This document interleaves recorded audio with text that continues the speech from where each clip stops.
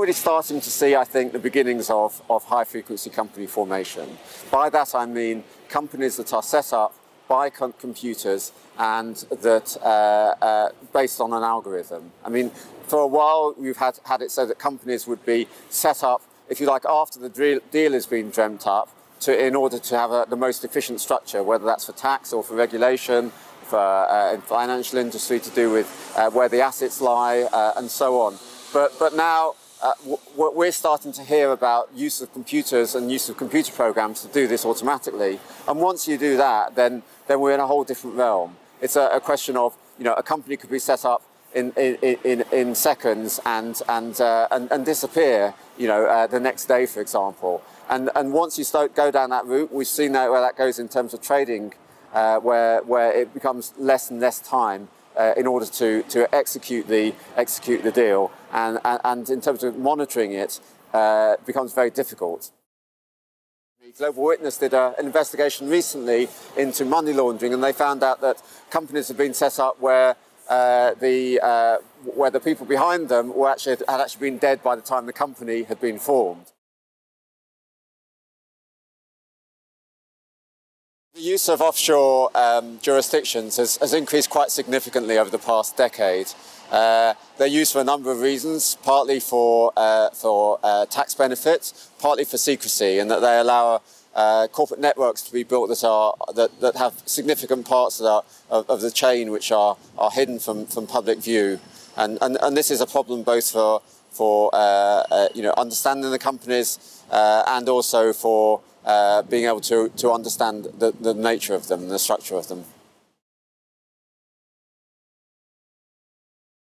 That concept of a company being something bricks and mortar, or even being a headquarters which had, you know, a dozen or 30 or 40 subsidiaries, one for each territory operated in, that's very much a thing of the past. When the Bank of International Settlement did a report on Lehman Brothers after it had closed, it found out that far from the 200 or 300 subsidiaries it reported to the US Securities and Exchange Commission, it actually had 2,985 different legal entities in the group.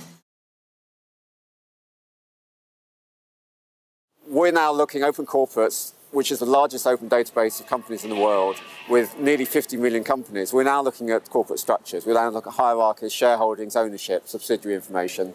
And you're already starting to see some quite interesting things. You know, companies that own subsidiaries, 10% here, 15% there, 20% there, and so on. You know, we know of companies where there are circular relationships, where a parent owns a subsidiary, and that subsidiary owns part of the parent. You know, and these things are really difficult to understand, difficult to map, but also the question is why. You know, if the rules are such that there's a benefit to doing this, then I think we probably have the rules wrong as well. One of the interesting things is, I think, is how offshore countries compete with each other. Often they're looking for what advantage they can give. Can they pass some new laws in terms of to make them more attractive to clients, essentially. And this is a problem because it just ends up in a race to the bottom, where everybody's trying to make it so that they only have one customer, which are those people that are registering them, not the wider interests of society. So I think that if we're going to tackle this, we need to have those countries that are, you know, dedicated to democracy, dedicated to good business, good governance. You know, they need to crack down on some of these jurisdictions who basically have a business model which is about letting companies get away with anything.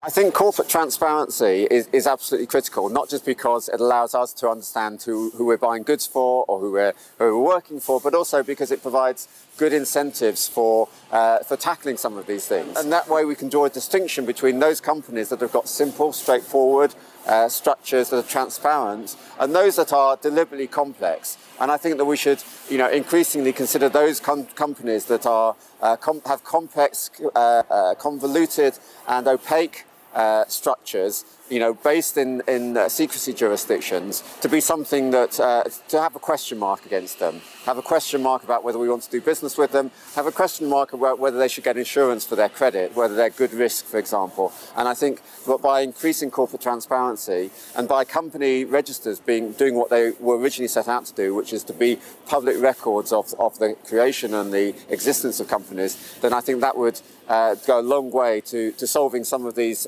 negative aspects of the global corporate world.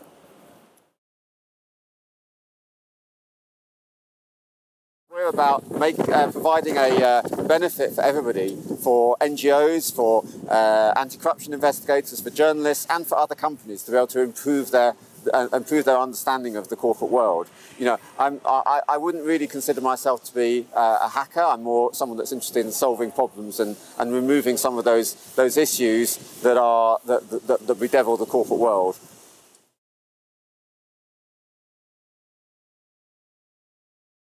When you're in business, you know who your competitors' suppliers are.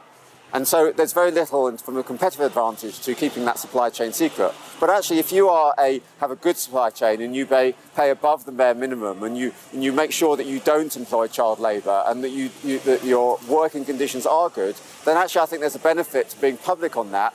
And then that passes the question to the other companies, to your competitors, to go to the question of, okay, now what about you? Are you similarly, a good corporate citizen as far as your supply chain goes?